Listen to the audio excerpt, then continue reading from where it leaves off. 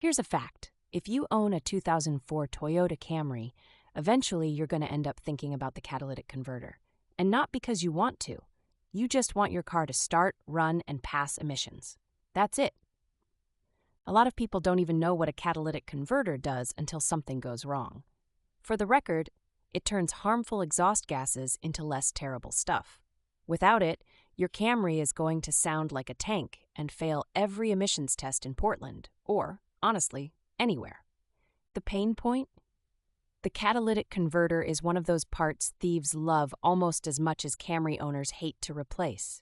It has a higher resale value than your old laptop and gets swiped in under 60 seconds by anyone with a battery-powered saw and a bad attitude. When your check engine light pops on and you hear a weird rumble under your feet, you're probably hoping it's just a bad sensor. 9 times out of 10, it's not. Step 1. Plug in a code reader. Look for P420. That's the code Camry throws when your catalytic converter is done for. Here's a pro tip. If it smells like rotten eggs every time you start your car, your converter is either toast or you've seriously messed up making breakfast. Either way, time to inspect underneath. Do this with your car cool, not still steaming. Getting a new converter isn't cheap. Expect to drop anywhere from $400 for an aftermarket to $1,600 or more for a genuine Toyota part, just for the part itself. The labor can add another $150 to $300. Yeah, it stings. I've been there. At this point, some people ask if they can just cut the converter out and run straight pipes. Well, technically you can, but legally in Oregon don't even think about it unless you enjoy failing DEQ and racking up fines. Stay street legal. Swapping it yourself? Not impossible, but prepare yourself for rusty bolts, tight clearances, and the need for tools like a reciprocating saw and a torque wrench. Safety glasses are your friend, trust me. Nobody looks cooler than someone not getting rust flakes in their eyes. Impact value time.